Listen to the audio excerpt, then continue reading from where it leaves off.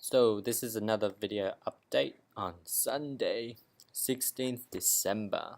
So the videos are usually weekly videos. Although it's weekly, it's pretty much just I work on the game like once a week. So 1 week pass is pretty much just 1 day's worth of work. So yeah, not hopefully not too much expectations from 1 week's progress. Otherwise, let's have a look.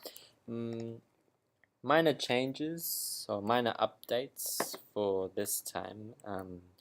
Today we focused more on the visual side still, along with some further optimization.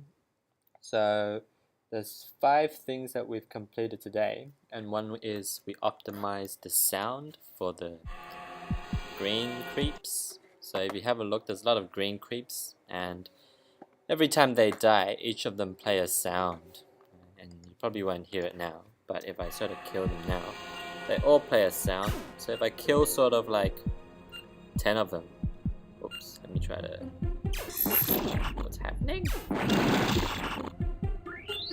So if I sort of kill 10 of them, then they would make 10 sounds, which sort of is redundant because they all make the same sound and you can't really hear it.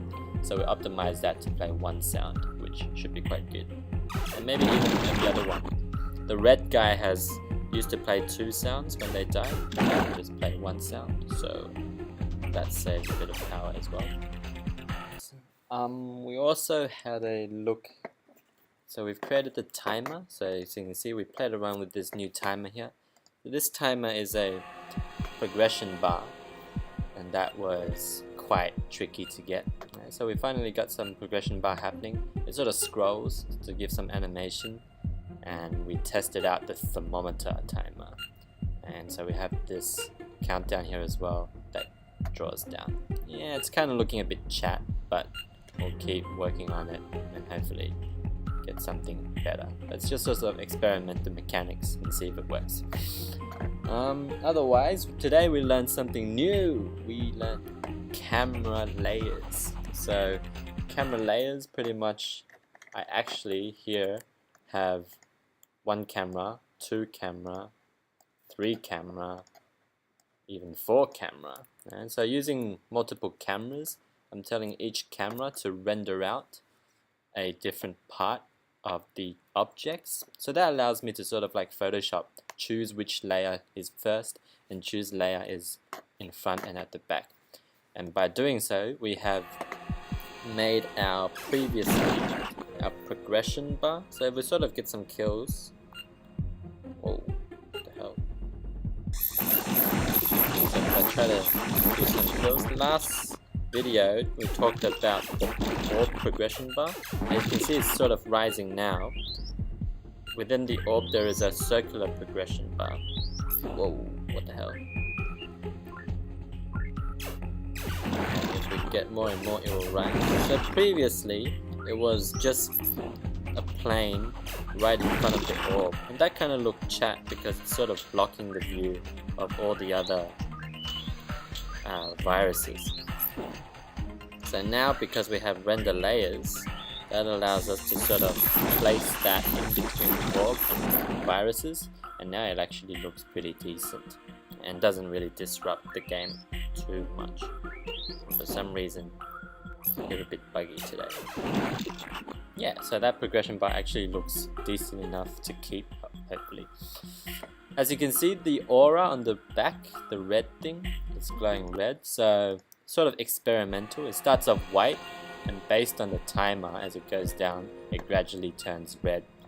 It sort of works or sort of doesn't work, but sort of just tried it to see whether it's effective or not. So we don't have to actually show a timer bar, but I think it doesn't really make sense still. So, but it's something. Otherwise, we had a look at camera culling. So here's my camera. As you can see, this box here actually stops halfway.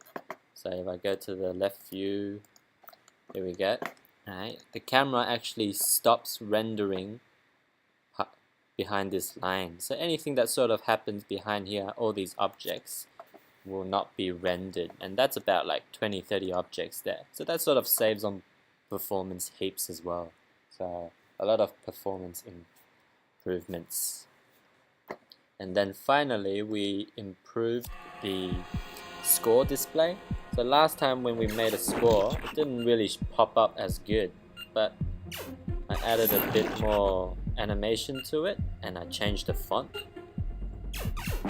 So it's actually very inspired by Bejeweled. That's sort of how they did it, so we're gonna do it. And so it sort of bounces out nicely with animation. Plus, depending on what you kill, if it's blue, it becomes a blue font, and green is a green font, and then red is a red font. I think now it's a bit more obvious, so it's clearer to see. And yeah, that is all for today. So not a lot of exciting super new features, but a lot of visual improvements and performance improvements in the back end that will hopefully be a worthy investment in the long run. And that is today's video update.